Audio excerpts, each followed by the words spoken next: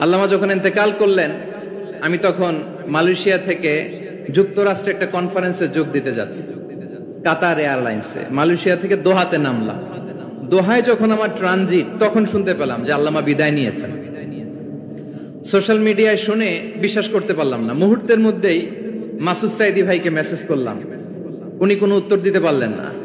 মাসুদ ভাইয়ের সাথে যখন কোলাকুলি করি, আমাদের শামীম ভাইয়ের সাথে যখন কোলাকুলি করি, মনে হচ্ছে আল্লামা সাইদির ঘ্রাণ পাই। শরীরটা লিটারালি কাঁপছিল, নিজেকে মানাতে পারছিলাম না, বিশ্বাস করতে পারছিলাম যে আসলে আল্লামা বিদায় নিয়েছেন। ইন দ্য মিন টাইম আমার সেকেন্ড ফ্লাইট, দোহা টু নিউ ইয়র্ক, 12 ঘন্টার ফ্লাইটে উঠলাম। ইন্টারনেট থেকে বিচ্ছিন্ন হলাম। নামার পরে শুনলাম আল্লাহু আকবার, যেখানে ওনাকে কবরস্থ করার কথা ছিল সেখানেও কবর দিতে দেয়া হয় নাই। ছবিগুলো দেখতে লাগলাম, হাসি মাখা মুখ, হাসি মাখা নিথর দেহটা, মরণে হাসিবে তুমি কাঁদিবে ভুবন। From east to west, from north to south, the entire globe, গোটা বিশ্ব ওনার জন্য কেঁদেছে, গোটা বিশ্ব কেঁদেছে। কাবার গিলাফ ধরে ধরে মানুষ চিৎকার করেছে। সম্মানিত সুধী, হযরতুল আল্লাম শহীদ মরহুম আল্লামা দেলওয়ার হোসেন সাঈদী রাহিমাহুল্লাহ, ওনার স্মৃতি বিজড়িত আজকের এই ঐতিহাসিক প্যারেড ময়দানের তাফসিরুল কোরআনের প্রোগ্রামে সব আছে। স্টেজ আছে, শ্রোতা আছে, প্যান্ডেল আছে, মিডিয়া কাভারেজ আছে, কিন্তু আমাদের কলিজার টুকটাটা আমাদের মাঝে নাই। আজকের এই প্রোগ্রামে আলোচক হয়ে এই চেয়ারে আমি না বসে, ওই শ্রোতাদের কাতারে বসে যদি আমাদের আল্লামার নুরানি চেহারার দিকে তাকিয়ে ওয়াজ শুনতে পারতাম, আমাদের হৃদয়টা ঠান্ডা হয়ে যেত, আমাদের তৃষ্ণার্ত হৃদয় শান্ত হতো। সব আজকে আছে, কি যেন নাই, ঠিক কিনা বলেন? আল্লাহ তাআলা প্রতি 100 বছরে একজন মুজাদ্দিদ পাঠান, প্রতি 100 বছরে একজন মুজাদ্দিদ, যিনি সমাজকে সংস্কার করেন। আল্লামা দেলওয়ার হোসেন সাঈদী রাহিমাহুল্লাহ ছিলেন তেমন একজন মুজাদ্দিদ। চিৎকার করে বলেন ঠিক কিনা? উনি শিরক বিদআতের আস্তানাকে তছনছ করে দিয়েছেন, তাওহীদের বাণীকে সমুন্নত করেছেন, গণমানুষের কাছে তাফসিরুল কোরআনকে জনপ্রিয় করেছেন। আজীবন আজীবন তিনি ইসলামকে বিজয়ী শক্তি হিসেবে দেখার স্বপ্ন দেখতেন। এত প্রাঞ্জল ভাষা, এত চমৎকার আধুনিক প্রেজেন্টেশন, গণমানুষের কাছে কোরআনের তাফসিরকে এভাবে জনপ্রিয় করে তোলার মতো ব্যক্তিত্ব আল্লামা সাইদি ছাড়া দ্বিতীয় কেউ এই বাংলার ভূখণ্ডে নাই। এই যে তাফসিরুল কোরআন, এই যে টার্মিনোলজি, এই টার্মটাই উনি আসলে জনপ্রিয় করেছেন। আমরা আগে জানতাম না যে এভাবে তাফসির করা যায়, এভাবে scientific indications of the Holi কোরআনকে মানুষের কাছে পেশ করা যায়, এভাবে এত জীবন ঘনিষ্ঠ করে, এত ইন্টারেক্টিভ করে কোরআনের কথাগুলো মানুষের কাছে উপস্থাপন করা যায়।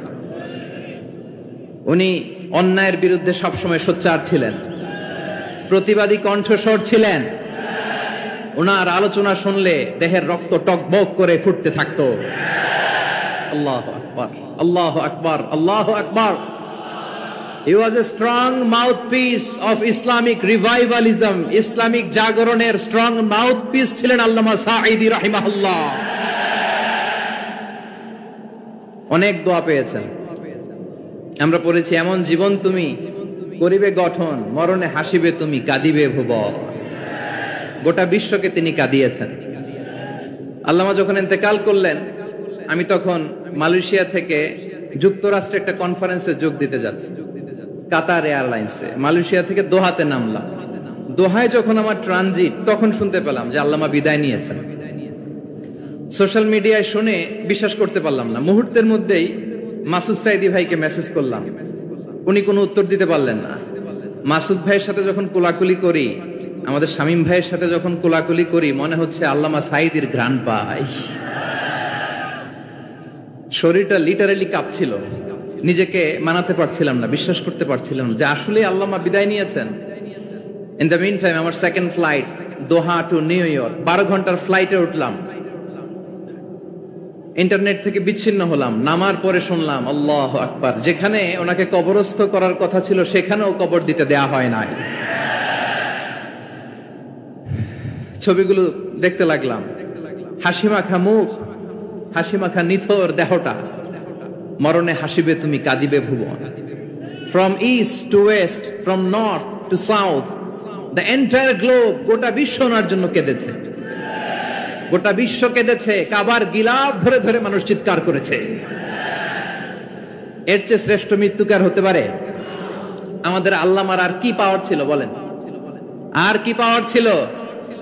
কুল্লু নাফসিন যায়িকাতুল মাউত, যারাই দুনিয়াতে আসবে তারা ইন্তেকাল করবে, এটা আমরা মেনে নেই, এটা আমরা জানি। কিন্তু অবাক করা বিষয় হচ্ছে আমরা আজও জানি না আমাদের আল্লামার মৃত্যু কি স্বাভাবিক হয়েছে নাকি এটা পরিকল্পিত মেডিকেল কিলিং ছিল। এটা যে পরিকল্পিত মেডিকেল কিলিং ছিল এটা ধারণা করার পেছনে অনেক কারণ আছে। তিনি আধিপত্যবাদের বিরুদ্ধে সোচ্চার ছিলেন, ফ্যাসিবাদের বিরুদ্ধে সোচ্চার ছিলেন, রাজনৈতিক প্রতিহিংসার শিকার ছিলেন। এজন্য এটা মেডিকেল কিলিং হতে পারে এ ধারণা আমরা করতেই পারি। আওয়াজ করে বলেন ঠিক কিনা? যে সময়টা আমরা কাটাচ্ছি এত সুন্দর সময় বাংলাদেশ আর পাবে না। আমাদের জন্মের পর থেকে এরকম চমৎকার সময় আমরা পাই নাই। এটাই আসল সময়। আমরা ইন্টারিম গভর্নমেন্টের কাছে দাবি জানাই, উচ্চতর তদন্ত কমিটি করে এটা কি হত্যাকাণ্ড ছিল নাকি স্বাভাবিক মৃত্যু ছিল, এই রিপোর্ট গণমানুষের কাছে প্রচার করে জানাতে হবে। এই দাবির সাথে কি সবাই আপনারা একমত? কারা কারা একমত হাত তুলে দেখান।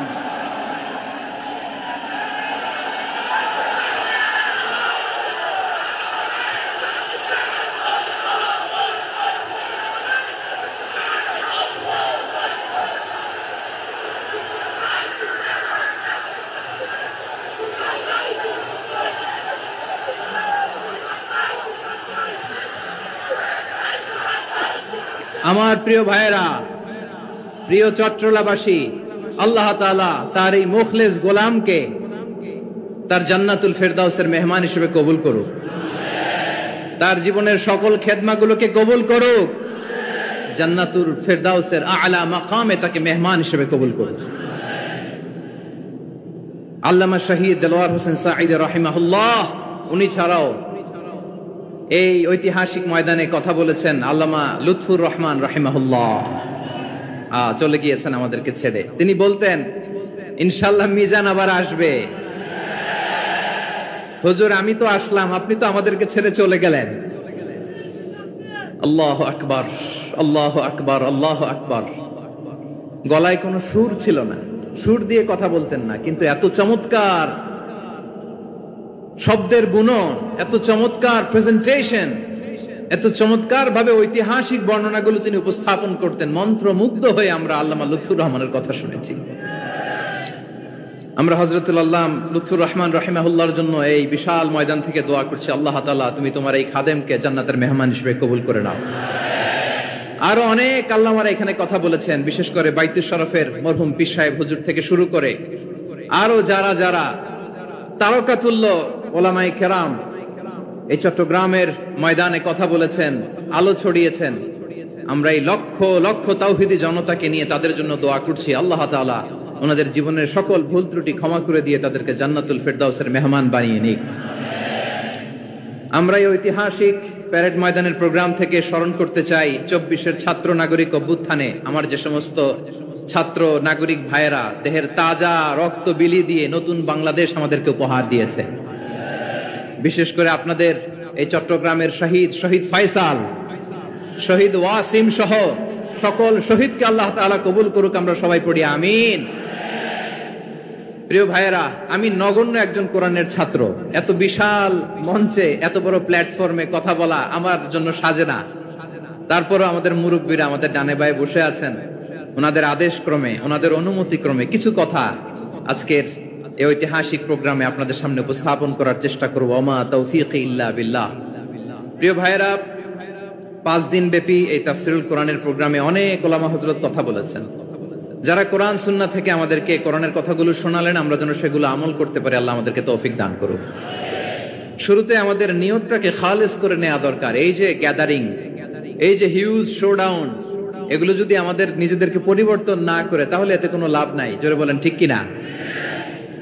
এই প্রোগ্রাম যদি আমাদের জীবনকে পরিবর্তন করে, আমাদের চিন্তার ডিএনএ কে চেঞ্জ করে দেয়, তাহলেই চট্টগ্রামের প্যারেড ময়দান সার্থক। আসুন আমরা চিন্তাকে খালেস করে নেই। আমরা সবাই নিয়ত করি যে যতটুকু কথা আমরা কোরআনের আলোকে শুনবো, আমলের নিয়তে শুনবো।